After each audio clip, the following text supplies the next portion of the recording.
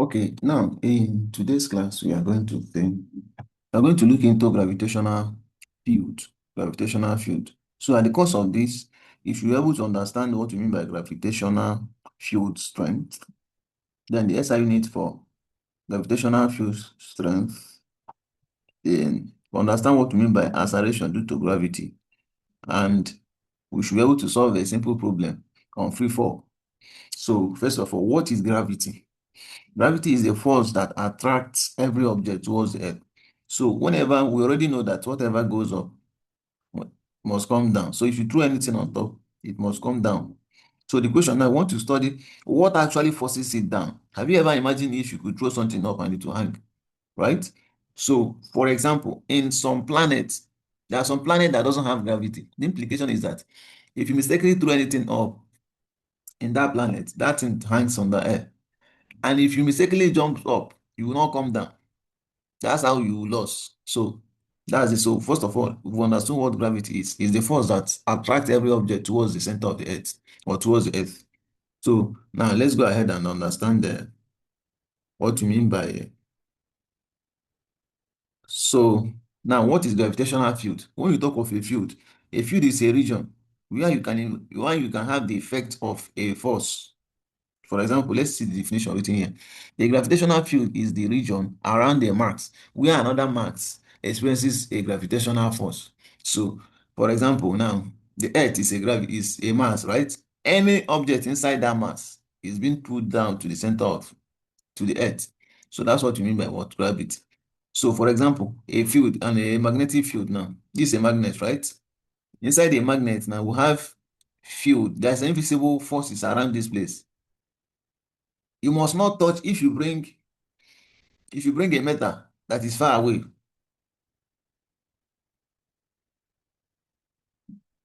If you bring a metal that is around this place now, is there is possibility it will not be attracted. But whenever you come close to the magnetic region, which is this area, there is an invisible force that attracts this thing to the magnet. So this area now, this region of force is called what? The magnetic field. So that's any region that you have influence on a force is called a magnetic field. So it's called a field. So an example, magnetic field, electric field. Of course, you know that there's some electricity has its own field. There's some degree of electricity that you don't need to touch it for it to shock you. Rather, it magnets, nobody's. So now, the next thing we want to check is the gravitational field strength. Will you believe me that if I have this now, let me use magnet that is easier for us to. If the gravitational field of this thing stops here, the gravitational field stops here. You can agree with me that if I get a metal here, the force that is at this point should be less than this one. So the more we go towards the region that the mass that produce that whatever way the force where we are talking of, the more we go close to it, the higher the strength, the more strong the force is. So let's define gravitational field strength. So gravitational field strength is the gravitational force attracting on 1 kilometer of a mass. So per each of the kilometer is being measured the strength of this field per kilometer. So having understood this now, what is the formula for gravitational field strength? So you simply say is G is equals to force over mass. Simple. Force over mass is what?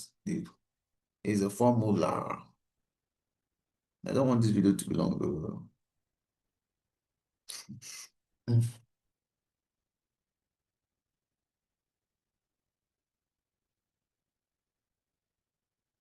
So we go. Then this gravitational field strength, we call it acceleration due to gravity, it's a constant. And we note it with the letter G, and it's equals to 9.8. It's approximately 10 meter per second. There is approximately 10. So that's it. So acceleration due to gravity is the rate at which the velocity of the free fall object increases because of the earth gravitational. So the implication is this that acceleration is the rate of change of velocity with time, isn't it? So whenever an object is falling down due to the effect of gravity, at every seconds, it changes at the the speed of it changes at 9.8. That's implication meter. So every 9.8 meter seconds, the speed increases. It increases. So that's the implication of gravitational due to gravity. So all those laws of linear laws of motion, it still applies on this whenever anything is falling down because it's still in motion. The difference is that, for example, you still remember this formula, V is equal to U plus AT. So any place you see A in the gravitational, in the equation of the Newton laws of motions, equations of motions, just change it to G. It's as simple as that. So that's it. Then know that an object, why an object is falling down, the initial velocity is always U is equal to 0. So if we have an object, for example, now let's take a very simple example now. So these are the laws of motions. You get it now. So this S is equal to UT plus 1 over 2 AT squared. So you just change this A to G, and the same thing happens here. So all these laws applies. So you should note this law. So any question can come from there. We go again. So let's take an example now. A mango falls freely from the top of a building of height. So this is a mango now. I pray I draw mango very well. It falls to the ground, and this thing is 20 meters, right? This is 20 meters. So the laws of motion is that you can use any law of motion. We have that V is equal to U plus AT, right? So always replace this T with G. So this same thing implies that we have U, V is equal to initial velocity plus gt. That's acceleration due to gravity. Remember, this thing is always constant. It's always 9.8 meter per second square. You can as well call it, some call it 10 meter per second square. So if you are not given, you can choose anything. But nonetheless, anything you are choosing must be approximately 10 meter per meter square. So, and you should also note that this G varies with region. In some regions it can be 10, some can be 9 points. So it depends on the region. So let's solve this now. So at this point now, the initial velocity of this is always 0. Then we now have that V is equal to, we are looking for V, right? We don't know V. Then, okay, we ask to calculate the time taken. So in this formula, now using this formula now, we already know, we don't know this. Do we know this? We don't know this. Neither do we know this. Okay, we know this, but we don't know this. So I think this formula doesn't work now. So we can use which other formula? These are the list of formulas we can use now. These are the list of formulas you should know. So checking this now, I think this is the best formula because we already know X. We know that U is 0. We don't know T. We already know G. So that's the best alternative.